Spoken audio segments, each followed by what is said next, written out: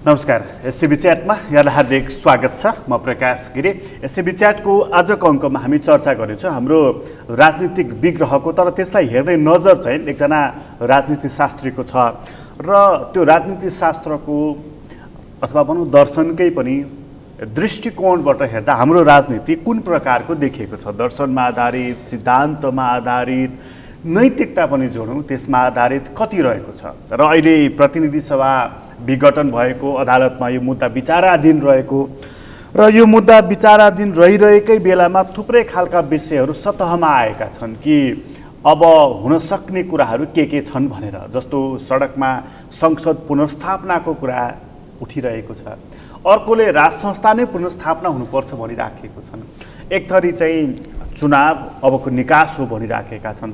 यी सबै कुरा अहिले अदालतमा गएर र निर्वाचन आयोगमा गएर यी दुईटा कुराले विश्राम लिएका छन्। त्यहाँबाट जस्तो खालको निर्णय आउँदछ त्यसपछि नेपालको राजनीतिले एउटा कोर्स लिनेछ। तर त्योभन्दा अगाडि पनि त राजनीति छ, जीवन छ भने जस्तै राजनीति छ। त्योभन्दा अगाडिको राजनीति चाहिँ कस्तो प्रकारको हुन्छ त? यहाँनिर महत्त्वपूर्ण पक्ष र हेरिनुपर्ने पात्र र हेरिनुपर्ने संस्था चाहिँ को हो त? जस्तो प्रधानमन्त्री, उहाँले एउटा कर्म गर्नुभएको छ, प्रतिनिधि सभा विघटन, त्यसको बारेमा पक्ष विपक्षमा मतहरू जाहेर भएका छन्।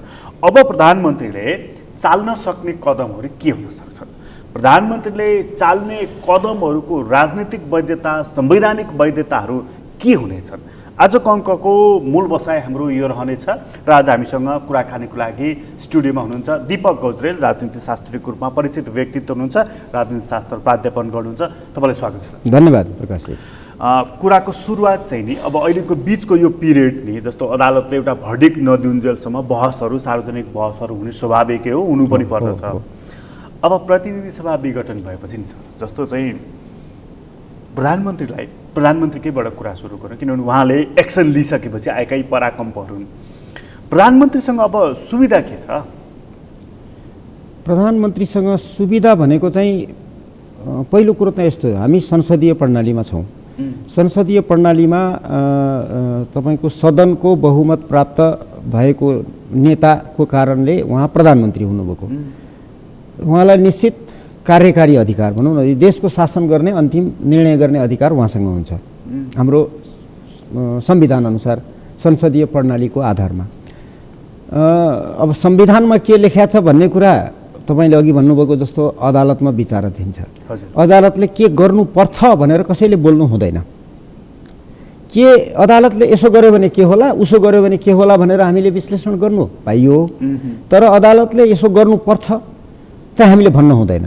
त्यो अदालतको विचाराधीनको कुरा हो एउटा। त्यति गरिसकेपछि अब प्रधानमन्त्रीले के गर्न सक्नुहुन्छ भन्ने तपाईँको प्रश्नमा आउँदा, उहाँ कार्यकारी प्रमुख हो। त उहाँले संसद नभएको बेला जेसुकै निर्णय गर्न सक्नुहुन्छ। जेसुकैमा दुईटा तरिका हुन्छ।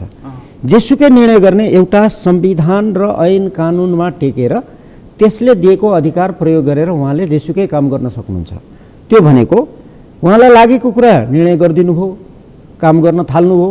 संसदबाट अनुमोदन गर्नुपर्ने भनेर यदि संविधानमा त्यो कुरालाई लेखेको छ भने त्यो परेन, किनभने प्रतिनिधि सभा छैन, त्यसले गर्दा पनि उहाँसँग अधिकार बढी भयो, एउटा पाटो। यदि संविधानमा लेखेकै छैन कुनै कुरा, संविधानमा लेखेको भन्दा उहाँले संवैधानिक रूपमा उहाँले प्राप्त गर्नुभएको अधिकार भन्दा बाहिर गएर पनि कुनै काम गर्नुभयो भने अहिले उहाँलाई रोक्ने कोही पनि छैन मैले देखेको। दुईटा कारणले मैले भने उहाँले जेसुकै गर्न सक्नुहुन्छ भने दुईटा, एउटा कानुनी र संवैधानिक, त्यसमा पनि उहाँलाई तपाईँको अङ्कुश लगाउने संसद छैन, त्यसले गर्दा उहाँ त्यहाँनिर स्वतन्त्र स्वच्छन्द जेसुकै भन्नुहोस् उहाँले गर्न पाउनुहुन्छ, गर्न सक्नुहुन्छ र संविधानभन्दा बाहिर गएर पनि जेसुकै गर्न सक्ने उहाँ हैसियतमा हुनुहुन्छ। यतिखेर त्यो मन्त्री परिषद उहाँले अस्ति पुनर्गठन गर्नु हो, त्यो पनि त संविधानभन्दा बाहिर गएर हो। यो देशमा त्यही भएर म भन्दैछु संविधानभन्दा बाहिर गएर पनि जेसुकै उहाँले गर्न सक्नुहुन्छ। मैले किन भन्दैछु भने योभन्दा अगाडि पटक पटक संविधान उल्लङ्घन भएको छ, अहिले पनि भएको छ। तपाईँलाई एउटा सानो उदाहरण दिउँ। हाम्रो संविधानले प्रतिनिधि सभामा महिलाको प्रतिनिधित्व कति प्रतिशत भनेको छ? निर्वाचित समानुपातिक के जम्मै गरेर त्यति प्रतिशत पुगेको छ गएको 3 वर्षमा? छैन। त्यो भनेको संविधान उल्लङ्घन होइन? कसले गर्यो त? मैले सानो उदाहरण त एकदमै सानो, मन्त्री परिषदमै पनि पुग्दैन त्यो अङ्क। धेरै कुरामा मैले एउटा सानो उदाहरण दिएको, यति प्रतिशत महिला हुनुपर्ने भनेर संविधानले लेखेको छ, त्यो पुरा गरेका छैनौँ हामीले। जब तपाईँले उयो सियो चोर्नेले फाली चोर्छ, फाली चोर्नेले घर फोर्छ एउटा भनेर सानो उदाहरण दिएको सियो बराबरको, त्यस्ता ठुला उदाहरणहरू थुप्रा छन्। मनपरी गरिएको छ, प्रधानमन्त्रीले पनि संसदबाट पनि अनेक थोक भएको छ। त्यसले गर्दा उहाँले संविधान बाहिर गएर पनि जेसुकै गर्न सक्नुहुन्छ। त्यो स्थितिमा उहाँले भनेको कसले मान्ने, तपाईँले अघि भन्नुभएको जस्तो उहाँले भनेको कसले मान्ने भन्दाखेरि सबैले मान्नुपर्छ। यदि राज्य संयन्त्रले उहाँलाई साथ दियो भने, राज्य संयन्त्र भनेको मूल रूपमा प्रशासन र सुरक्षा निकाय, सुरक्षा निकायभित्र तपाईँको सेना, त्यो रक्षाको कुरा हो तर पनि हामी सुरक्षाभित्र राखौँ, सेना, सशस्त्र र जनपद प्रहरी, जनपद अनुसन्धान, यो 3-4वटा निकाय र प्रशासनले उहाँलाई यदि साथ दियो भने कसले रोक्ने, जेसुकै गर्न सक्नुहुन्छ। जसरी योभन्दा अगाडि संविधानमा नभएको काम गरेर हामीले प्रधान न्यायाधीशलाई नै, बहालवाला प्रधान न्यायाधीशलाई प्रधानमन्त्री बनाएका छौँ नि यो देशमा अस्ति भर्खर। भने कसले रोक्यो? किनभने सबैले साथ दियो नि त। सबै के भन्छ, राष्ट्रिय सहमति, सर्वदलीय सहमति, यस्तै के गर्नुभयो नि त उहाँहरूले अस्ति। बहालवाला प्रधान न्यायाधीश जो पदमै हुनुहुन्थ्यो, त्यसमा चाहिँ सर्वदलीय सहमति हो सर। जेसुकै, यसको मतलब सर्वदलीय सहमति गर्नुभयो, तपाईँ सबै मिल्नुभयो भने संविधानको कुनै अर्थ हुन्न। अनि त्यहाँ तपाईँ लोकतन्त्रको कुरा गर्नुहुन्छ, संवैधानिक प्रक्रियाको कुरा गर्नुहुन्छ। यसलाई चाहिँ हामी राजनीति शास्त्रमा रुल बाई ल भन्ने गर्छौँ, रुल अफ ल होइन अङ्ग्रेजीमा। कानुनको शासन भनेको रुल अफ ल हो। कानुनको शासन भनेको कानुन सर्वोच्च हुन्छ, त्यसलाई कुनै पनि अवस्थामा कसैले पनि कसै गरी पनि उल्लङ्घन गर्न पाउँदैन। गर्यो भने सजायको भागी हुन्छ। तर त्यो समान रूपमा सबलाई लागू हुन्छ, प्रधानमन्त्री होस् कि आम नागरिक। अहिले चाहिँ रुल अफ ल, त्यसलाई हामी रुल अफ ल भन्छौँ। रुल अफ ल छैन, रुल बाई ल। रुल बाई ल भनेर अङ्ग्रेजीमा कस्तो अवस्थालाई भनिन्छ भने कानुन छ, संविधान छ, सबै छ, तर सक्नेले त्यसको पालना गर्दैन। जे मन लाग्यो त्यो व्याख्या गरिदिन्छ, जसरी मन लाग्यो उसरी त्यसको कार्यान्वयन गरिदिन्छ। मैले अघि उदाहरण भनिसकेँ। अघि तपाईँले उदाहरण दिनुभयो, अघिको कुरामा म अझ थोरै कुरा अझै खोतल्न मन लाग्यो मलाई। जस्तो चाहिँ प्रधानमन्त्रीले एउटा संविधान त जेसुकै गर्न सक्नुहुन्छ, पाउनुहुन्छ, उहाँ एक्जिक्युटिभ हेड हो, रोक्न पाउँदैन कसैले। तर प्रतिनिधि सभा नभएको अहिलेको परिस्थितिमा उहाँ संविधानभन्दा पर गएर पनि निर्णय गर्न सक्नुहुन्छ। उहाँहरूको इतिहासले देखाएको छ। सिद्धान्त त पाइँदैन, सिद्धान्त त पाइँदैन, गरिँदैन, संसारमा गरिन्न। तर हामी कहाँ पटक पटक गरिएको हुनाले उहाँहरूले नै गरिएको गर्नुभएको हुनाले गर्न सक्नुहुन्छ। संविधानभन्दा पर गएर गरिएका निर्णयहरूको राजनीतिक वैधता, संवैधानिक वैधता के रहन्छ सर? यस्तो त यस्तो हेर्नुहोस्, राजनीतिक र संवैधानिक वैधता भनेको शक्तिले निर्धारण गर्ने कुरा हो। जिसका लाठी उसका भैंस। एक्ज्याक्टली, जोसँग लट्ठी छ उसको भैँसी होइन भने नेपालमा तपाईँको 62-63 को आन्दोलनपछि जति निर्णयहरू भए तपाईँको यसलाई कन्टिन्युएसन अफ लेजिटिमेसी भन्छौँ कि हामी, वैधानिकताको निरन्तरता गरिएको छैन। जस्तै शक्तिको आधारमा तपाईँले अघि नै भन्नुभएको जस्तो सर्वदलीय सहमति, राष्ट्रिय सहमति, खोइ के हो, सहमति शब्द प्रयोग गरेर जेसुकै निर्णय गरेको होइन। जस्तै नेपालमा गणतन्त्र ल्याउने निर्णय, धर्मनिरपेक्षता ल्याउने निर्णय बलजफ्ती गरे होइन, तपाईँको वैधानिकताभन्दा बाहिर गएर। जस्तै जनताको अभिमत लिएको छ, त्यो आजसम्म कार्यान्वयन भएन, गोप्य राख्यो। थुप्रै उदाहरणहरू छन्, जे पाए त्यही हामीले गरेका छौँ सहमति भएर। म एउटा सानो उदाहरण दिउँ, हेर्नुहोस्, एउटा सानो उदाहरण। एउटा गाउँ छ मानिलिउँ, त्यो गाउँमा एउटा मान्छे छ, सबैलाई दुःख दिन्छ अनेक उपायले।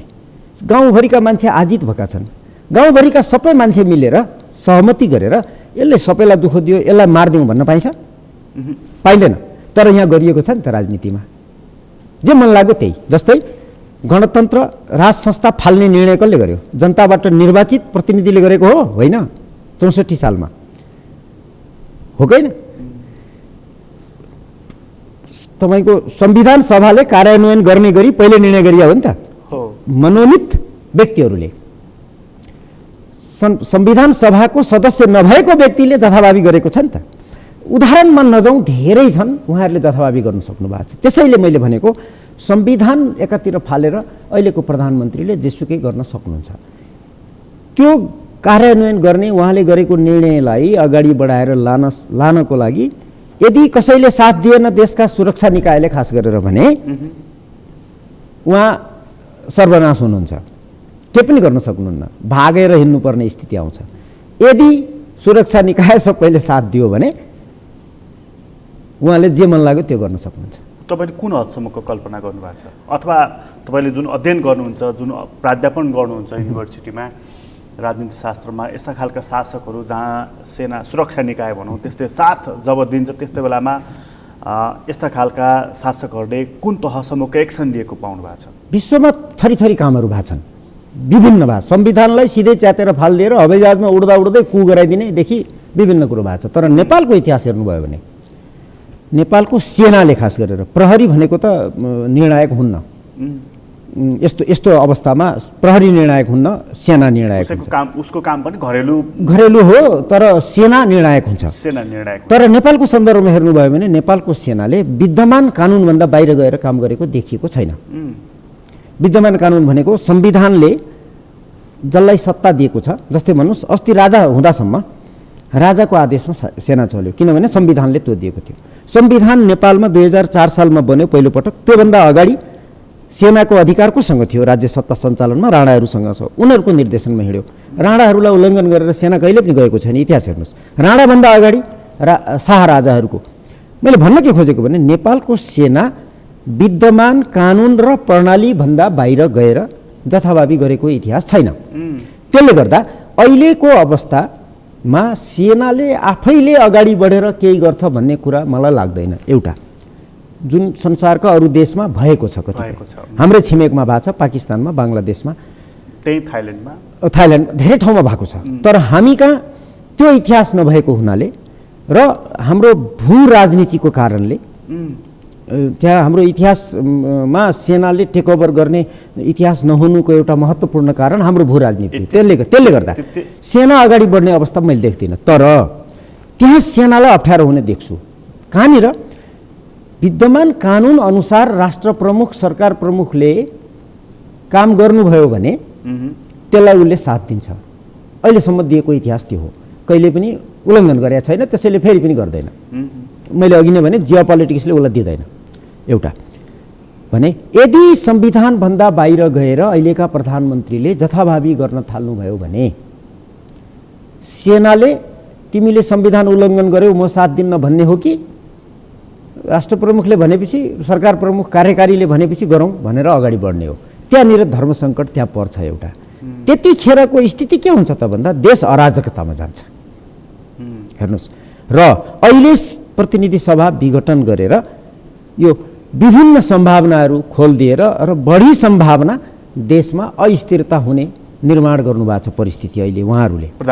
प्रधानमन्त्री मात्रै भन्दिनँ म, उहाँ एक्लै पक्कै हुनुहुन्न, एक्लैले त गर्दैन नि, एक्सन त उहाँको हो नि। अगाडि देखिँदा उहाँले गर्नुभएको छ, तर उहाँका पछाडि त थुप्रै होलान् नि त। अन्तिम प्रहार त उहाँको हो नि। हो, त्यो त यस्तो हो नि, अरूले नि चोट पुर्याए, त्यो त यस्तो आघात पुर्याए, त्यो त यस्तो, अथवा उहाँलाई उक्साए भनौँ। अझ उक्साए मात्रै होइन, यस्तो हुन्छ तपाईँको युद्धमा जाँदा उदाहरणको लागि सेनापतिले जितेको भनिन्छ, तर सेनापति लड्न त सिपाही हो नि।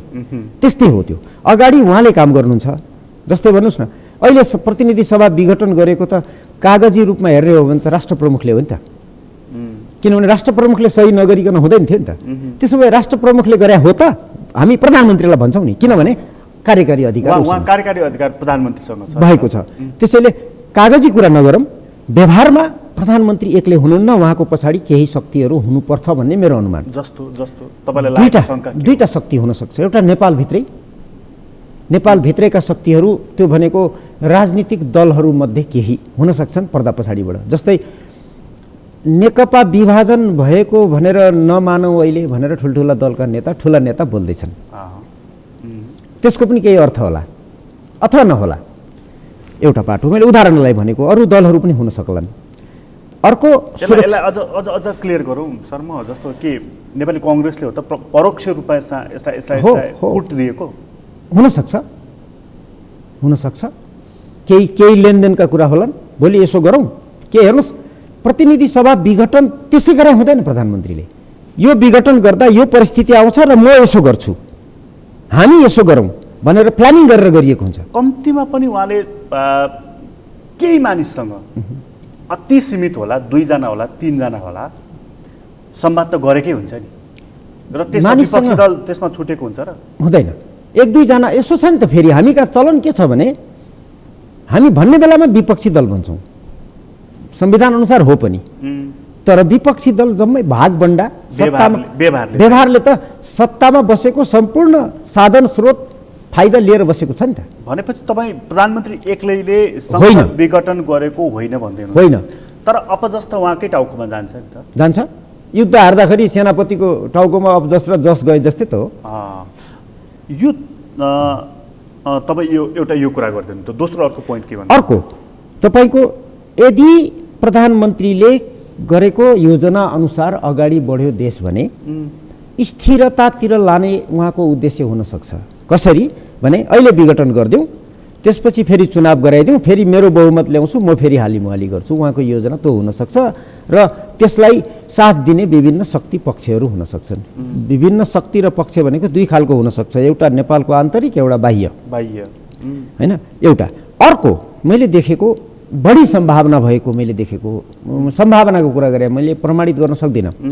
यो चाहिँ तपाईँको कस्तो हुन्छ भने हामी बाहिर जे देख्छौँ नि राजनीतिमा, यसलाई स्क्रिन सेभर भन्ने गर्छु कि म। कम्प्युटरको भाषा हो। स्क्रिन सेभर जुन देखिन्छ कम्प्युटरको स्क्रिनमा, त्यो र भित्र हार्ड डिस्कमा भएको डेटाको कुनै सम्बन्ध हुन्न। त्यस्तै हुन्छ धेरै पटक, सधैँ होइन, धेरै जसो त्यस्तो हुन्छ। त्यस्तो देखिएको छ अहिले।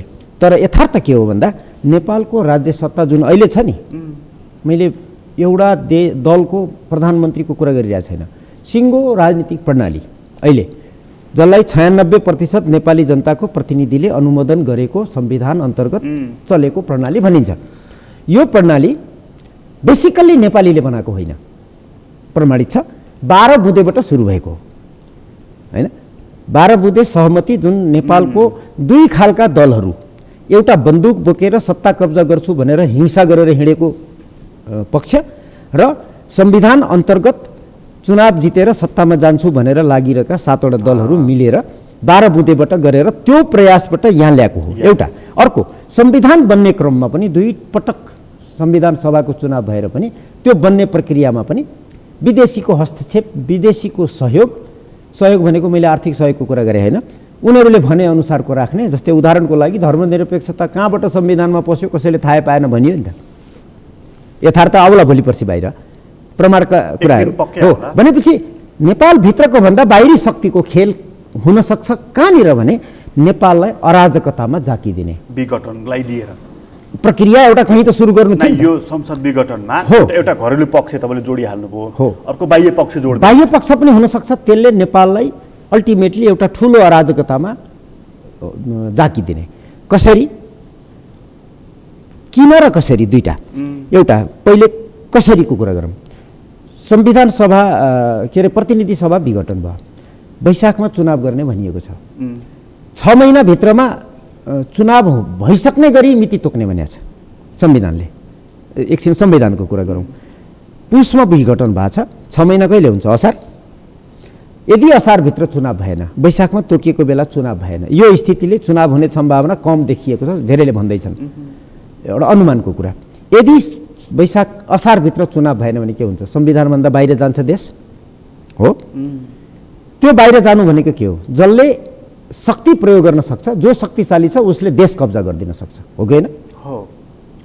जो सङ्गठित छ, जोसँग शक्ति छ, सङ्गठित होस् वा बन्दुक होस्, विचार होस्, के होस् अथवा भिड होस्, उसले कब्जा गरिदिन्छ। र ख्याल गर्नुहोस्, नेपालको इतिहासमा नेपाली जनताले स्वेच्छाले आफ्नो बलले मात्रै देश परिवर्तन वा देश कब्जा गरेको इतिहास छैन। सधैँ भनेको संवैधानिक प्रक्रिया सुरु भएको यता शक्तिले गरेको छ, र त्यो शक्ति विदेशी शक्ति छ। 7 सालको उदाहरण लिनुहोस्, 46 सालको उदाहरण लिनुहोस्, 62-63 लिनुहोस्, 52 देखि 62 को अवस्था लिनुहोस्, सम्पूर्णमा वैदेशिक शक्तिको सहयोग र वैदेशिक शक्तिले काँधमा बोकेर एउटा शक्तिलाई बोकेर सत्तामा पुर्याएको इतिहास छ हामीका।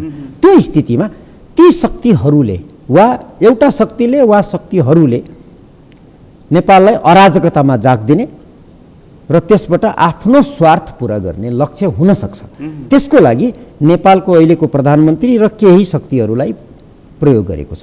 किनभने उहाँहरू प्रयोग हुनुहुन्छ, प्रमाणित छ। विदेशीले प्रयोग गरेर उहाँहरूलाई अहिले सत्तामा पुर्याएको हो भन्ने त प्रमाणित छ नि त, होइन र? विदेशीले पुर्याएको होइन उहाँहरूलाई सत्तामा नेपालमा। देख्दा त नेपाली, तपाईँको म चाहिँ बाघचालको बाख्रा भन्ने गर्छु कि उहाँहरूलाई। बाघचालको बाघ पनि होइन, बाघले त बाख्रा खान्छ होइन, बाघचालको बाख्रा हो उहाँहरू। अर्काले चलाइरहेको हुन्छ, हामीले हात पनि देख्दैनौँ कहिलेकाहीँ। कुनै कुनै विदेशी शक्तिले चाहिँ हात देखिने गरी काम गर्छन्, कतिले त त्यो पनि देखिँदैन।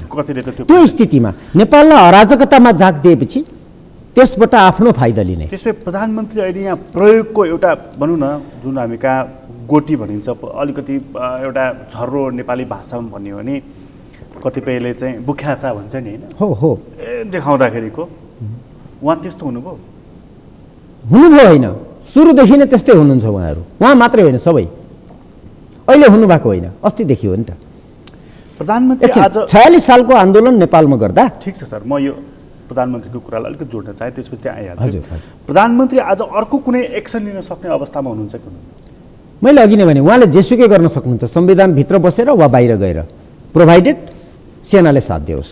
यो आज संसद विघटन गरेर 4 महिनापछि निर्वाचन गर्छु र 4 महिना भए पनि मेरो सत्ता लम्बियोस् भन्ने अभिप्रायले मात्रै उहाँले यो काम गर्नुभयो होला त?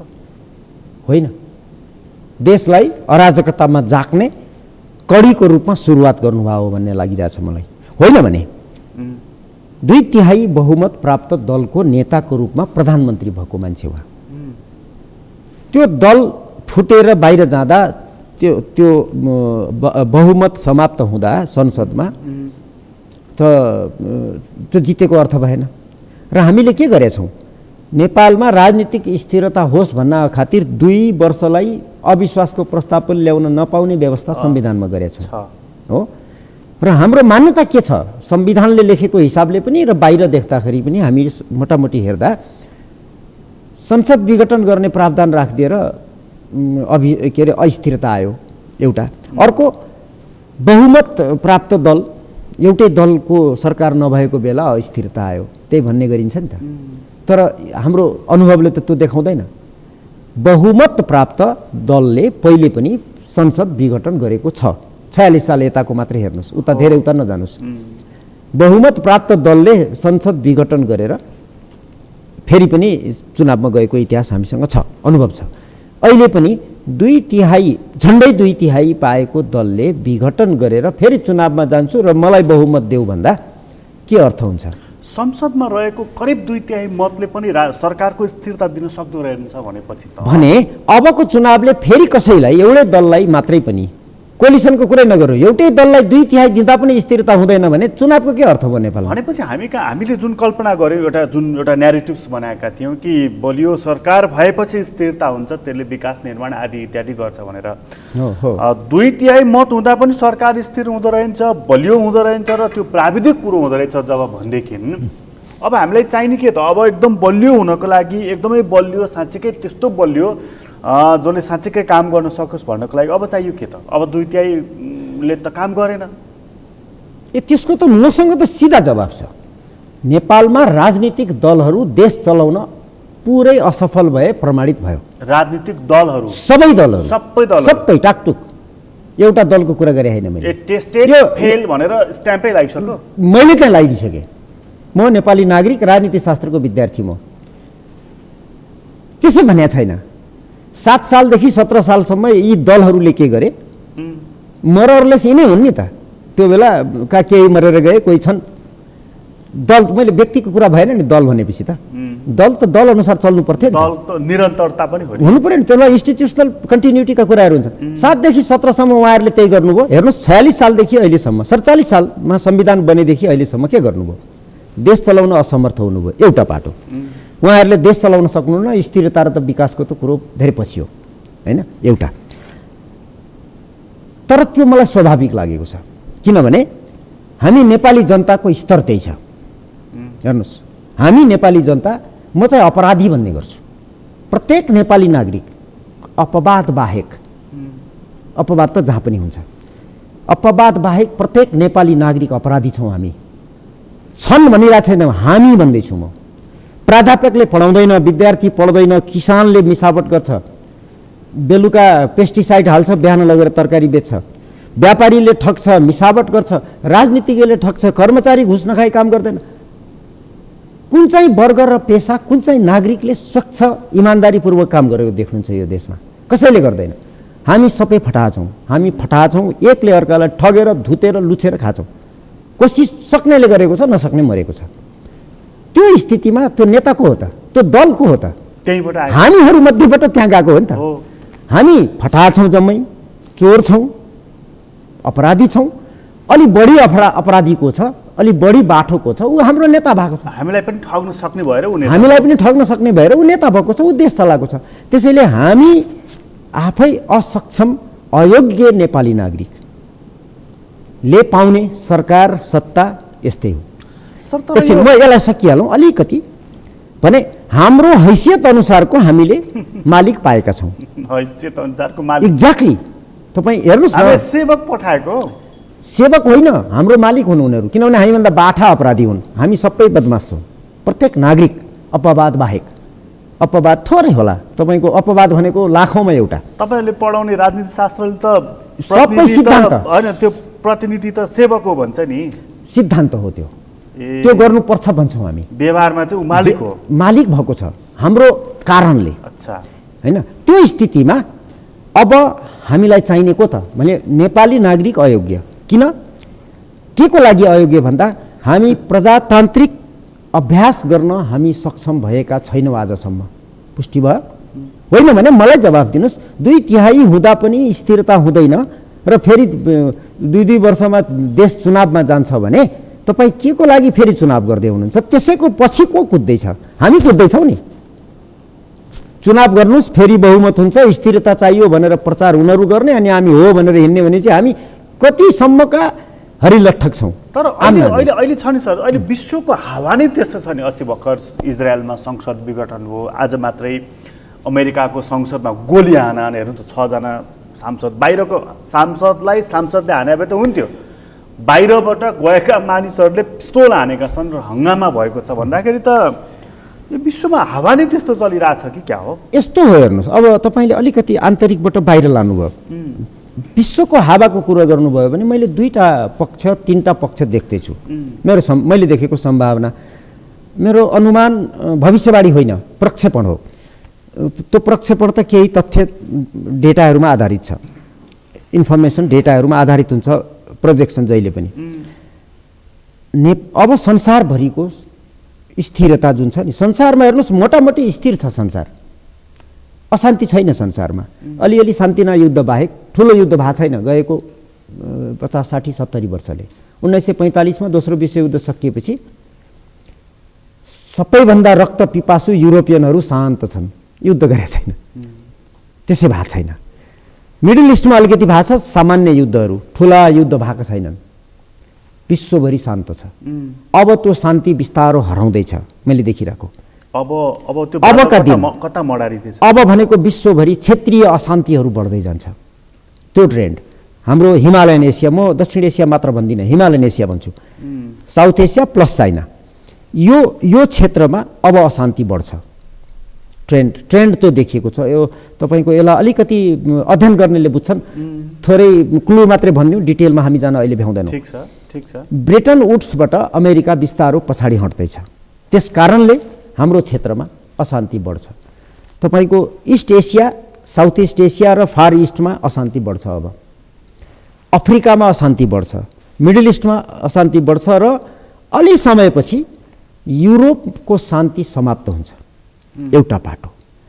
त्यो अशान्ति बढ्ने क्रममा लोकतन्त्र भन्छौँ हिजो आज हाम्रो नेपाली भाषामा त हामीले बच्चादेखि सुनेको पढेको भनेको त प्रजातन्त्र थियो। आजकल लोकतन्त्र भन्छौँ हामी, लेखतन्त्र भन्नुहोस्, प्रजातन्त्र भन्नुहोस्, डेमोक्रेसी अङ्ग्रेजीमा। डेमोक्रेसी अब सेटब्याकमा जाँदैछ मैले देखिरहेको। डेमोक्रेसी जसलाई अहिले हामीले नेपालमा त डेमोक्रेसी कहिले पनि थिएन, फेरि पनि छैन। स्वच्छन्दता छ, अराजकता सक्नेले मनपरी गर्ने, नसक्नेले मरेर जाने स्थिति त्यो छ। अहिलेसम्म कहिले पनि डेमोक्रेसी भन्ने बित्तिकै रुल अफ ल हुनुपर्ने कहिले पनि छैन, त्यो अघि हामीले चर्चा गरिसक्यौँ। त्यसले गर्दा अब प्रजातान्त्रिक शासन प्रणाली बिस्तारो ब्याकसिटमा जान्छ, हराउँदै, एकैचोटि आजको भोलि सिद्धिने होइन, बिस्तारो हराउँदै जान्छ र क्षेत्रीय शक्तिहरूले हातखुट्टा चलाउन थाल्छन्। क्षेत्रीय शक्तिहरूले हातखुट्टा चलाउन थाल्नुको अर्थ नेपालको सन्दर्भमा भारत र चीन दुईटा, ख्याल गर्नुहोस्, आजभन्दा 10 वर्ष 15 वर्ष अगाडि चीनले नेपालमा खेल्यो, कसैले भनेको सुन्नुहुन्न थियो तपाईँ। भारतले नेपालमा सिद्ध्यायो, यो गर्यो त्यो गर्यो, माइक्रो म्यानेजमेन्ट। आजभन्दा 15-20 वर्ष अगाडि तपाईँले सुन्नुहुन्थेन, अहिले बढी सुन्नुहुन्छ। अमेरिकाले खेल्यो पनि भन्न थाल्यो हिजो आज एकाध वर्षले, धेरै अगाडि भन्दैन थिए। किन भन्दैछौँ हामी? विश्व शक्ति समीकरणमा आएको परिवर्तनसँगै हामीलाई असर पर्छ। कसरी? एउटा सानो उदाहरण, 2007 सालको परिवर्तन दोस्रो विश्वयुद्धपछि मात्रै भएको थियो। नेपालमा 2046 सालको परिवर्तन सोभियत युनियन कोल्याप्स भएपछि एक ध्रुवीय विश्व शक्ति समीकरणमा विश्व गएपछि बल्ल भएको थियो। दुईटा मात्रै उदाहरण, अरू थुप्रा छन् हैन। अनि 2017 मा जुन परिवर्तन भएको थियो शीत युद्धको परिणाम थियो। एक वाक्य मात्रै भनौँ, बाँकी डिटेलमा नजाउँ, अध्ययन गर्दा बल्ल बुझिन्छ। अहिले हामी यतिमा भ्याउँदैनौँ भने अबको विश्वभरि आउने परिवर्तन, अमेरिका तपाईँको ब्रिटन वुड्सबाट बिस्तारो जब पछाडि हट्दैछ, ऊ एकैचोटि हट्दैन, बिस्तारो हट्दैछ। गएको 10 वर्षले उसले बिस्तारो कदम पछाडि सार्दैछ। एउटा बिन्दुमा गएर उसले परबाट वाच मात्रै गर्छ, तर आफ्नो शक्ति, मेरो कन्ट्रोल उसले म छोड्छु भन्दैन, आफ्नो कन्ट्रोल उसले राखिरहन्छ। कतै आफ्नो कन्ट्रोलमा कसैले चुनौती गरेको त देख्यो भने फेरि ऊ आक्रामक भएर आउँछ। त्यो स्थिति अहिले छैन। त्यसले गर्दा हुन्छ के, क्षेत्रीय शक्तिहरूले हातखुट्टा चलाउन थाल्छन्, आफ्नो प्रभाव क्षेत्र बढाउने, सकेसम्म कुनै देशलाई निलिनै दिने। भारतले अस्ति सिक्किम खाए जस्तो फर इक्जाम्पल। त्यसैले नेपालमा भारतले बढी एग्रेसिभ हुनु जरुरी भयो, उसको स्वार्थले है, जरुरी भयो। नेपालीले भन्न हुँदैन, होइन, हामी एकाडेमिक मान्छेले भन्छौँ भारतले आफ्नो स्वार्थ हेर्दा नेपाल आफ्नो अधीनमा रहनुपर्छ, उसको स्वार्थ हो नि त। र इतिहासले पनि प्रमाणित गर्छ। वल्लभभाई पटेलदेखि जवाहरलाल इन्दिरा गान्धीदेखि अस्ति तपाईँको राजीव गान्धीसम्मको अवस्था हेर्नुहोस्, नेपालको डिफेन्स र फरेन पोलिसी भारतको अधीनमा जाने गरी सन्धि गर्ने उसले पटक पटक प्रयास गरेछ, सफल भएको छैन। त्यसले गर्दा चीनलाई असर पर्ने भयो। ख्याल गर्नुहोस्, 2046 सालभन्दा अगाडि खम्पा विद्रोहको सन्दर्भ फरक थियो, त्योभन्दा फरक कुनै पनि बेला नेपालको भूमि चीन विरुद्ध प्रयोग भयो भनेर चिनियाहरूले भनेको पाइन्न। 46 सालपछि सुरु भएको छ, 1991 ईस्वी सम्बतपछि। अहिले आएर उनीहरू झन् प्रष्टै भन्दैछन्, तपाईँ हामी देखिरहेछौँ, दौडधुप देखिने गरी गरेका छन्। उल्फ वारियर डिप्लोमेसीमा उनीहरू गइरहेछन्। उनीहरूलाई जरुरी छ त्यो गर्न। यदि नेपालको भूमिमा चीन विरोधी शक्तिहरू बढी प्रभावकारी भए भने चीनको राष्ट्रिय सुरक्षालाई खतरा हुन्छ, उसको देशको अस्तित्वलाई खतरा हुन्छ। तपाईँको क्वेसन अफ सर्भाइभल भन्दैछन् उनीहरू, आफ्नो ज्यान जोगाउन पनि। तपाईँको यो के अरे जियो पोलिटिकल्ली र मिलिटरीली नेपालको भूमिबाट आफ्ना विरुद्ध केही नहोस् भनेर उसले ग्यारेन्टी चाहन्छ। मौखिक होइन, उसको अहिलेको सक्रियता यसैको लागि हो कि सुरक्षाको लागि हो, उसको आफ्नो सुरक्षाको लागि। नेपाललाई माया गरेको होइन, भारतले पनि होइन, चीनले पनि। विदेशीले हामीलाई किन माया गर्छ? उनीहरूले आफ्नो स्वार्थ हेर्छन् नि। नेपालमा एउटा मानसिकता छ नि, भारतले चाहिँ हामीलाई माइक्रो म्यानेजमेन्ट गर्छ, हेप्छ, नेपालको विग्रह चाहन्छ, अथवा भनौँ न उसले विकास होस् भन्ने चाहँदैन। चीन चाहिँ त्यस्तो होइन, ऊ सधैँ सद्भाव राख्छ र यो अलिकति हामीलाई माया गर्ने देश हो भन्ने नेपालमा एउटा जुन आम मानसिकता छ नि, त्यो मानसिकता अहिले पनि प्रिभेल गरिराखेका देखिन्छ। वास्तविकता त्यही हो कि फरक खालको? अलिकति भ्रम हो यो। भारतले नेपालमा, पहिले भारतको कुरा गरौँ, नेपालमा भारतले माइक्रो म्यानेजमेन्ट मात्रै होइन, सबै म्यानेजमेन्ट गर्दै आएको हो। 2007 सालबाट त्यो सबै म्यानेजमेन्टमा अहिलेको कुरामा एकै पटक जोडे प्रसङ्ग मोडेको नठान्नु होला, यो संसद विघटन पनि यसमै पर्छ? हुनसक्छ, त्यो अहिले म आउँछु, अगाडि बढौँ। भारत भन्ने राष्ट्र निर्माण भएदेखि 1947 ईस्वी सम्बतदेखि लगातार भारतले नेपालको आन्तरिक राजनीतिलाई आफ्नो इच्छाअनुसार सञ्चालन गर्यो। त्यो शीत युद्धकालमा विश्वमा शीत युद्ध भएको बेला 2017 साल विक्रमको अथवा भनौँ 1960, 70, 80 को दशक, यो तीनटामा चाहिँ भारत थोरै सेटब्याकमा गयो। होइन भने नेपालको राजनीति उसको निर्देशन अनुसार चलेको छ सधैँ, पुष्टि हुन्छ धेरै कुरा भारतको। अब के भयो, त्यो उसको इच्छा अनुसार चलिसकेपछि अब तपाईँको यो 2001 इस्वी सम्बन्धदेखि पछि बिस्तारो जुन नयाँ किसिमको ट्रेन्ड आएको छ, धेरैले बुझेका छैनन्, गहिरो अध्ययन गर्नेले मात्रै बुझेका छन्। यो फरक खालको ट्रेन्ड आउँदैछ विश्वभरि। मैले अघि नै भने अब विश्व अशान्तिमा जान्छ। त्यो भनेको आजको भोलि भने होइन, मैले केही समय भनेको केही वर्ष, तर आजको भोलि सुरु हुने यस्ता कुराहरू बिस्तारो आउँछ। त्यसदेखि बाहेक भारतलाई चुनौती दिने शक्तिहरू यहाँ आयो, किनभने भारतको हालिमुहाली हुँदाहुँदै अमेरिकाले आफ्नो स्वार्थ देख्यो, युरोपियन युनियनले आफ्नो स्वार्थ देख्यो यहाँ बसेर काम गर्नको लागि। तपाईँ चर्चकै कुरा गर्नुहोस्, गएको 15 वर्षमा नेपालमा 10-11 हजार नयाँ चर्चहरू बनेका छन्। त्यो डिटेलमा सम्बन्धितले भन्लान्, त्यसै आएको छैन। मूर्ख छैनन् उनीहरू त्यत्रो अरबौँ डलर यहाँ ल्याएर खर्च गर्ने, केही छ त्यहाँ। भारतको आफ्नै स्वार्थ छ भनेपछि के भयो त भन्दा अमेरिकाले यहाँ आएर काम गर्दा तिब्बतियनलाई उचालेर सगरमाथाको बेस क्याम्पमा चीन विरुद्ध नारा लाउन कसले पठाएको थियो? काठमाडौँमा आत्मदाह गर्ने प्रयास गराउन कसले लगाएको थियो? ती तिब्बतीले स्वेच्छाले गरेका थिए। यदि कसैले भन्छ भने त्यो मूर्ख हो भन्छु म सिधै। तातो पानीमा गएर चीन विरुद्ध नारा लाउन कसले गराएको थियो भनेको त्यो सबै चीनले देखेपछि ऊ एग्रेसिभली आउनु जरुरी भयो। मैले अघि नै पनि भने अब भारतले आफ्नो अधीनमा राखेर सबै कुरो चलाइरहेको ठाउँमा चीनले पनि अलिकति ठाउँ खोजेपछि त ठाउँ घट्यो कसको त भारतको प्रभाव, उसको प्रभावलाई धक्का पर्यो। अब दुईटाको इन्ट्रेस्ट जुझ्छ, त्यहाँ कन्फ्लिक्ट हुन्छ। अब तपाईँले भन्दा अर्को पाटो त्यो दुईटाको कन्फ्लिक्ट त्यहाँ हुन्छ। उसले पनि स्पेस बढाउँदै लगेको छ, उसको स्पेस घट्दै गएको छ एउटा पाटो।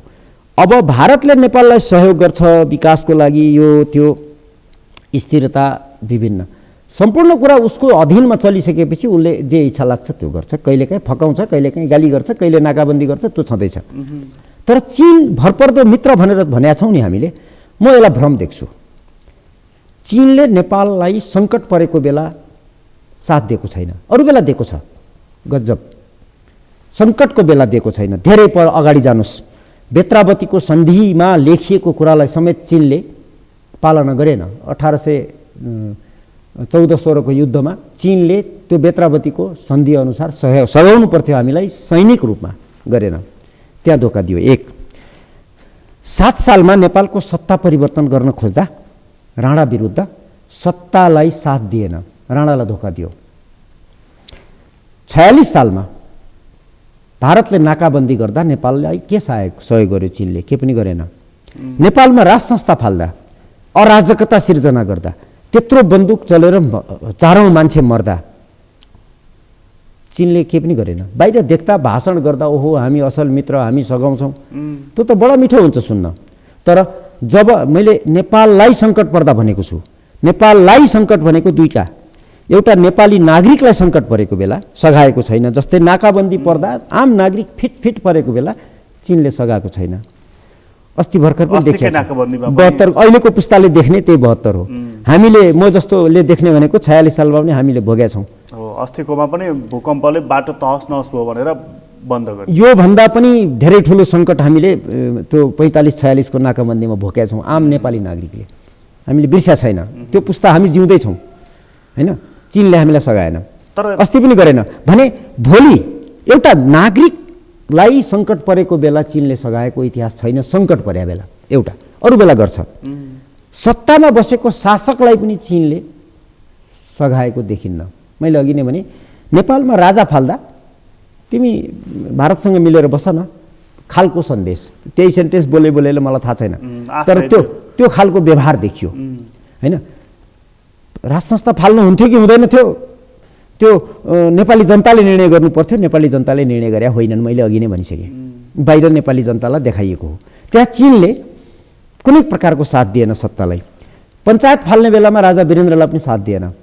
ख्याल गर्नुहोस्। त्यसले गर्दा त्यो चाहिँ मेरो असल मित्र हो, त्यो चाहिँ असल मित्र होइन, यो भ्रममा नबसौँ हामी। के गरौँ त भन्दा मैले देखेको नेपाललाई के गर्नुपर्छ, नेपाल के हो, मेरो हो भन्ने भावना राखेर काम गर्ने शासक जबसम्म नेपालमा हुँदैनन्। तर त्यसमा अघि तपाईँले भनिहाल्नुभयो कि तपाईँको एउटा अनलाइन स्टेटमेन्ट छ कि राजनीतिक दलहरू चाहिँ फेलियर भयो कि शासन गर्नको लागि नेपालमा भनेर। अब त्योभन्दा अघिल्लो तपाईँको स्टेटमेन्ट कि नेपालमा अराजकता निम्त्याउनको लागि घरेलु पक्ष र बाह्य पक्ष दुईटै लागेका छन् र त्यो स्थिति अहिले पैदा भएको छ। र तपाईँले यो अमेरिकादेखि चीन भारतसम्मको सम्बन्ध र उनीहरूको स्वार्थ के भन्ने कुरा जोडेर यहाँ ल्याइसक्नु भएको छ। भनेपछि अब हामी जाने बाटो भनेको चाहिँ अनन्त अँध्यारो सुरुङतर्फको यात्रा अथवा अनन्त अराजकता विद्रोह, त्यही बाटो हो हाम्रो? अनन्त त नहोला, एउटा बिन्दु हुन्छ। मैले अघि नै भने क्षेत्रीय शक्तिहरूले आफ्नो हातखुट्टा चलाउन थालिरहेको अवस्थामा त्यसले हामीलाई कुन तहको असर पर्छ? कुन तहको असर? यसो हुन्छ, हेर्नुहोस्, पहिलो कुरो हामीलाई एउटा अराजकतामा लग्ने। अराजकता दुई खालको हुनसक्छ, अस्तव्यस्त पार्ने, तर एउटा शक्तिको नियन्त्रणमा त्यो अस्तव्यस्तता रहने। जस्तै आन्दोलन गर्नुहोस्, लाखौँ मान्छे सडकमा ल्याउनुहोस्, मनपरी गर्नुहोस्, तर पर्दा पछाडिबाट कसैले सिट्टी फुक्न साथ शान्त हुनुहोस्, भएको छ नि त, होइन? बन्दुक चलाउनुहोस्, मान्छे मार्नुहोस्, ब्याङ्क लुट्नुहोस्, उडाउनुहोस्, पड्काउनुहोस्, अन्त एकातिर एउटा कागजमा दिल्लीमा साइन हुँदाहुँदै सब शान्त हुन्छ नि त। त्यसलाई भन्छ कन्ट्रोल्ड डिस्टाबिलाइजेसन। अस्थिरता सिर्जना गर्ने, जथाभावी गर्ने, हिंसा सबै कुरो फैलाइदिने, तर जतिखेर चाह्यो त्यतिखेर जता मन लाग्यो उता मोड्न सक्ने वा नियन्त्रण गर्न सक्ने क्षमता, त्यो नियन्त्रणको साँचो आफ्नो हातमा राख्ने, त्यो प्रयास नेपालमा हुँदैछ भन्ने मलाई लाग्छ। त्यो कसले गर्छ त भन्दा भारतले गर्दा। हेर, मैले भनेको मान, नेपाललाई डिफेन्स र फरेन पोलिसी मेरो अधीनमा देऊ, होइन भने दुःख पाउँछौ तिमीले भनेर थर्काइरहेको हुनसक्छ पर्दा पछाडि। त्यसले नेपालको के चिज खान्छ? यो व्यवस्था खान्छ कि? व्यवस्था खान्छ, किनभने यो व्यवस्थाले नेपाललाई भारतको अधीनमा औपचारिक रूपमा जान दिने व्यवस्था राखेको छैन। भनेपछि अहिले हाम्रो जुन प्रधानमन्त्री एकछिन, अब एउटा, यदि त्यो बाटोमा नेपालका शासकहरू अहिले जान खोजे, अहिलेका प्रधानमन्त्री विभिन्न शक्तिहरूलाई समेत साथमा लिएर भने त्यसले अर्को खतरा निम्त्याउँछ। त्यो इट्स नट द्याट इजी भन्छौँ कि हामी, सजिलो छैन। यदि नेपालको डिफेन्स र फरेन पोलिसी भारतको अधीनमा जाने गरी कुनै व्यवस्था गरियो भने त्यो व्यवस्था हुनुभन्दा अगाडि चीनको वुल्फ वारियर डिप्लोमेसी मात्रै होइन, वुल्फ वारियर पठाउँछ उसले। ख्याल गर्नुहोस्, यदि नेपालको राष्ट्रिय अखण्डता र स्वतन्त्रतामा आँच आउने कुनै काम कसैले गर्यो, नेपालमा बस्नेले कुनै कागजमा साइन गरेर कुनै विदेशी मार्फत भने चीनले वुल्फ वारियर पठाउँछ। ख्याल गर्नुहोस्, वुल्फ वारियर के हो पढेर थाहा हुन्छ। प्रधानमन्त्री अहिले ख्याल गर्नुहोस्, अनि प्रधानमन्त्री अहिले चीनबाट अलिकति टाढिनु भएको छ कि? गरेर देखाइदिनुहोस्। यदि टाढिनु भएको छ भने मलाई थाहा छैन, नजिक र टाढाको कुनै अर्थ छैन। यदि प्रधानमन्त्री भारतसँग टाढिनु भएको छ भने भारतको स्वार्थ अनुसार सबै काम गरेर देखाइदिनुहोस्, देश जोगाएर। अहिले दुईवटा कुरा भइराखेको छ नि सर, जस्तो चाहिँ अब हुन त उहाँ आफ्नो श्रीमतीको उपचारको लागि भनेर पुष्पकमल दाहाल प्रचण्ड जानुभएको छ, होला उहाँको शीघ्र स्वास्थ्य लाभको हामी कामना गरौँ। तर अलिकति कन्स्पिरेसी थियोरीमा विश्वास गर्नेहरू चाहिँ केवल उपचार होइन, यो राजनीतिक उपचार पनि यही सन्दर्भमा हुन सक्छन् भनेर यसमा केही तन्तुहरू जोड्ने कोसिस गरिरहेका छन्। र पर्सि परराष्ट्र मन्त्री जाँदै हुनुहुन्छ, त्यो परराष्ट्र मन्त्री स्तरीय बैठक हो त्यो, तर त्यो चिज चाहिँ नि केवल परराष्ट्र मन्त्री स्तरीय अथवा भनौँ त्यो एउटा प्राविधिक कामको लागि मात्र होइन, त्यहाँ पनि केही पोलिटिकल इन्टेन्सनहरू घुसेका छन् भनेर पनि यो कुराहरूलाई जोड्ने कोसिस भइरहेको छ। अघि तपाईँ जुन जोड्दै हुनुहुन्थ्यो नि, भारतको स्पेस घट्दै गएको, किनभने चीन चाहिँ अलिकति एग्रेसिभली अगाडि आइरहेको, ऊ आफ्नो स्पेस यहाँ कायम राख्न चाहन्छ र त्यहाँनिर हाम्रो चाहिँ अब एउटा पार्टी दुई ठ्याक भएपछि दुईटै समूहका नेताहरू आफ्ना सूत्रहरू मार्फत आफै अगाडि बढ्दाखेरिको अवस्था भने चाहिँ अब क्रमशः अर्को अस्थिरता हामीले देख्नेछौँ, अथवा उसलाई आफ्नो नजिक पार्ने कोसिस हो यो? त्यो कोसिस होला भन्छु, किनभने मसँग डेटा छैन। अर्थ छैन होइन, अर्थ छ। अर्थ के छ भने अहिलेको डिस्टाबिलाइजेसनलाई आफ्नो पक्षमा पार्नको लागि भारतको सहयोग लिने प्रयास ओली पक्षले पनि प्रचण्ड पक्षले पनि गरिरहेको हुनसक्छ। एउटा त्यसैको लागि तपाईँले भने जस्तो भारत भ्रमणहरूलाई त्यहाँ जोड्ने प्रयास भएको हुनसक्छ, एउटा नकार्न सकिन्न एउटा बाटो। अर्को एउटा ख्याल गर्नुहोस्, एउटा गजब खालको मैले समीकरण देखिरहेको छु नेपालमा। तपाईँले अघि कन्स्पिरेसी थियोरी भन्नुभयो, कसैले कन्स्पिरेसी थियोरी भन्नुहोस्, केही छैन। नो प्रब्लम, म पुष्टि गर्न सक्दिनँ अहिले, तर त्यो देखिरहेको छु। अस्ति बन्दुक बोकेर विदेशीको सहयोगमा नेपाली मार्ने हजारौँ, नेपालको खरबौँको सम्पत्ति ध्वस्त गर्नेहरू अहिले नेपालको सबै राजनीति, सबै जसो राजनीतिक दलहरूमा पक्कड बनाएर बसेका छन्। ख्याल गर्नुहोस्, प्रचण्ड एउटा दलमा छन्, अनि प्रचण्डका बन्दुक बोकेर हिँड्ने अर्का ठुला 2-4वटा नेता ओलीसँग छन्। ख्याल गर्नुहोस्, अहिले बाहिर देखिएको अर्का बन्दुक बोक्ने ठुला नेता मधेसी पार्टी र जनजातिसँग जोडिएको एउटा दलका नेता छन्। अर्कातिर छन्। अस्ति 4वटाको मोर्चा बन्यो के भन्ने छ। के हो यो? माओवादीहरू ऊ बेला विदेशीबाट सञ्चालित भएर नेपालमा सिद्ध्याए, हामीले सञ्चालन गरेका थियौँ भनेर त हाम्रा छिमेकीले भनिसक्नुभयो नि औपचारिक रूपमा, र 12 बुँदे सहमति मैले गराएको भनेर उहाँहरूले भनिसक्नुभयो। त त्यो प्रमाणित कुरालाई त्यो बन्दुक बोकेर नेपाललाई तहस नहस पार्ने शक्तिका ठुला नेताहरू अहिले नै फुटेर टुक्रा टुक्रा भए, एक अर्कामा शत्रुता छ भन्ने जुन देखिएको छ नि, मलाई शङ्का लागेको छ। यो एकअर्कामा शत्रुता छैन, यो सबतिर कब्जा आफैले गर्ने भनेर यिनीहरूलाई प्रयोग गरिँदैछ, किनभने पहिले पनि प्रयोग भएका हुन् नि त, हैन? यो सुखद लक्षण देखिरहेको छैन म भनेको। हिंसा गर्नेले मतलब यसको सार तपाईँले के निकाल्नु खोज्नु भएको? यी सबैलाई भएर एक ठाउँमा जोडेर त्यो कन्ट्रोल डिस्टेबिलाइजेसनमा प्रयोग गर्ने रणनीति हो कि यो दक्षिणको हुन सक्छ, उत्तरको हुन सक्छ, पश्चिमको हुन सक्छ, अहिले विभिन्न मोर्चामा राखिदिने। एक्ज्याक्टली। र त्यो सबै मोर्चालाई भोलि एक ठाउँमा ल्याएर आफ्नो कन्ट्रोलमा छँदैछ, फुललाई माला बनाए जस्तो त हो नि यो। एक्ज्याक्टली। त्यसले त्यो प्रयोग कसले गरेको हुन सक्छ भन्दा तपाईँले भन्नुभयो नि, भारतले गरे हुन सक्छ आफ्नो स्वार्थलाई, चीनले गरेको हुन सक्छ आफ्नो स्वार्थलाई उसले आफ्नो जोगाउन, अमेरिकाले गरेको हुन सक्छ। ख्याल गर्नुहोस्, अमेरिकाले कम्युनिस्ट भन्ने बित्तिकै आतङ्ककारी भन्छ, शत्रुता देखाउँछ, विरोधी हुन्छ भनिन्छ नि। तपाईँलाई एउटा सानो उदाहरण दिन्छु। नेपालमा संविधान सभाको चुनाव हुँदा विश्वका एउटा ठुला हस्ती यहाँ आउनुभएको थियो चुनाव पर्यवेक्षण गर्न, जिमी कार्टर। उहाँ व्यक्ति मात्रै होइन, एउटा संस्था हो, विश्वभरि प्रतिष्ठा भएको, अमेरिकाको राष्ट्रपति भइसकेका मान्छे। त्यत्रो कार्टर फाउन्डेसन छ विश्वभरि चाहिँ।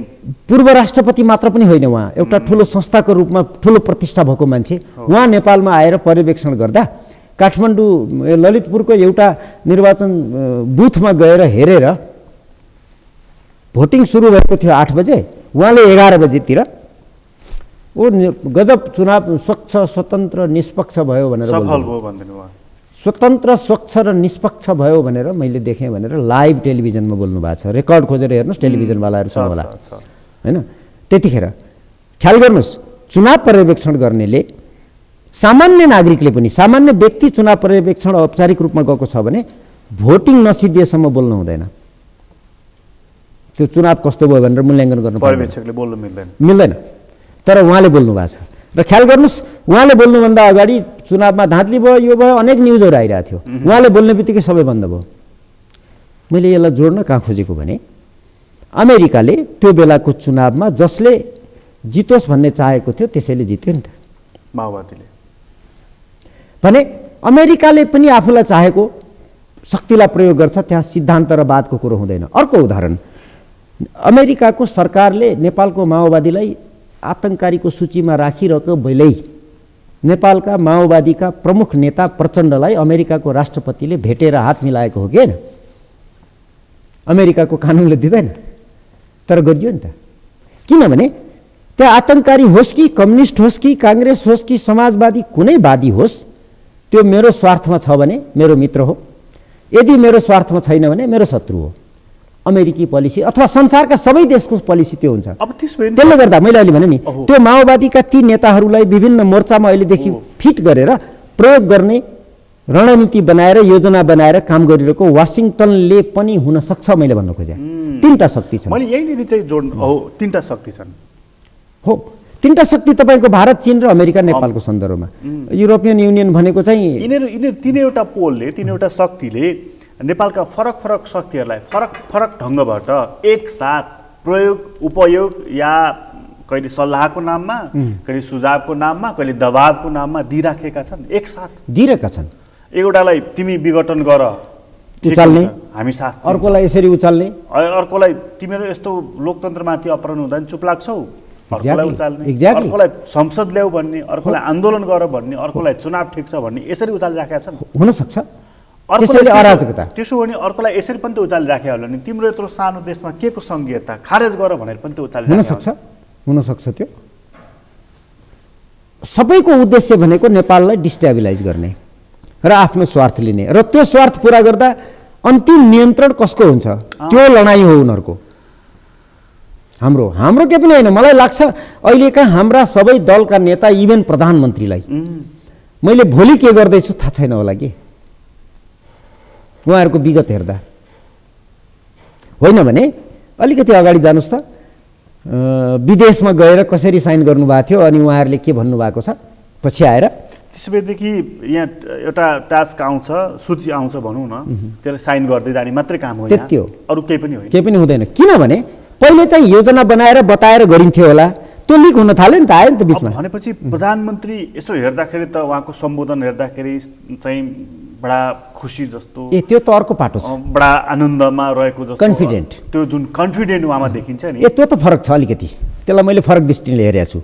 अहिलेको प्रधानमन्त्री यति कन्फिडेन्ट देखिनुहुन्छ कि मैले जे पनि गर्छु सबैले सहनुपर्छ भन्ने उहाँको हावभावबाट देखिन्छ। त्यो कारण मलाई के लाग्छ भने, मलाई लागेको, we should agree to disagree भन्छु यहाँनिर म। त्यो चाहिँ के लाग्छ भने उहाँ मनमोहन प्रधानमन्त्री हुँदा उहाँ गृहमन्त्री हुनुहुन्थ्यो। देशभित्रको र देश बाहिरको गजब सूचनाहरू त्यो बेला हुन्थ्यो। अहिले त बाहिर सुन्छु इन्टेलिजेन्स, काउन्टर इन्टेलिजेन्स एजेन्सी नै छैन हाम्रो, इन्टेलिजेन्स पनि कमजोर छ भनिन्छ। अहिले मलाई डिटेल अध्ययन गरेको छैन, थाहा छैन अहिलेलाई। भने गृह मन्त्रालयभित्र भएको सम्पूर्ण कालो, निलो, सेतो, हरियो फाइलहरू उहाँको नियन्त्रणमा छ ऊ बेलादेखि अहिले पनि।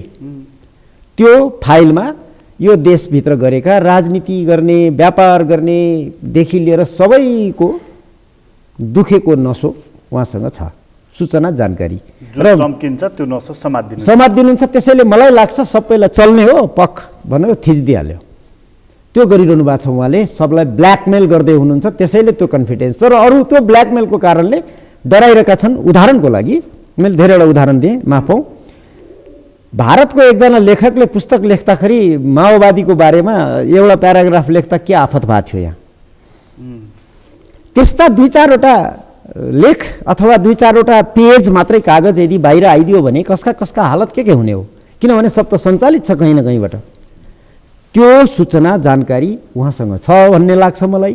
त्यसलाई प्रयोग गरेर अरूलाई उठबस गराइरहनु भएको छ उहाँले भन्ने लाग्छ। अन्त्यमा सोधे, बिल्कुल अन्त्यमा, र यो छोटोमा उत्तर दिनु होला, एक लाइनमा दिए पनि हुन्छ। अब प्रधानमन्त्रीले चाहिँ उहाँको बहिर्गमन कसरी हुने देख्नुहुन्छ? देश अराजकतामा गएर जान्छ जस्तो लाग्छ मलाई। चुनाव भएन भने यसै पनि अराजकतामा जाने भयो। संविधान बाहिर जान्छ देश, असारभित्र भएन भने। वैशाख भनिएको छ, धेरैले हुँदैन भनिरहेका छन् एउटा। तर अदालतको निर्णय कुरौँ, यदि अदालतले पुनर्स्थापना गरिदियो भने, यदिको कुरा यो चाहिँ इफ्स एन्ड बट्स, यदि अदालतले पुनर्स्थापना गरिदियो भने कसरी गर्छ के गर्छ त्यो हाम्रो बहसको कुरा होइन अहिलेलाई। यदि पुनर्स्थापना गरिदियो भने संसदले उहाँलाई यसै फाल्छ होइन, अर्को प्रधानमन्त्री निर्वाचन गर्छ, उहाँको काम सिद्धियो। यदि पुनर्स्थापना भएन भने उहाँलाई हटाउन कसले पनि पाउँदैन। कसले बनाउने प्रधानमन्त्री? अर्को मान्छे उहाँ नै रहिरहनुहुन्छ। र असारसम्म चुनाव भएन भने संविधानभन्दा बाहिर जान्छ देश। त्यसपछि जसले शक्ति प्रयोग गर्छ उसले देश नियन्त्रण गर्छ। र त्यो शक्तिको अन्तिम हतियार भनेको चाहिँ सेना हो। र सेनाको इतिहास हेर्नुहोस्, विद्यमान कानुनभन्दा बाहिर गएको छैन। यी सबैले बडो जटिलता देखाउँछ। हस्, तपाईँलाई धेरै धन्यवाद। हस्, धन्यवाद प्रकाश। आदरणीय दर्शक, तपाईँलाई पनि धन्यवाद। आज हामीले कुराकानी गऱ्यौँ राजनीतिशास्त्री दीपक गजुरेलसँग। उहाँसँगको कुराकानी अहिलेलाई यति नै। एसटिभी च्याटबाट म प्रकाश गिरीलाई बिदा दिनुहोस्।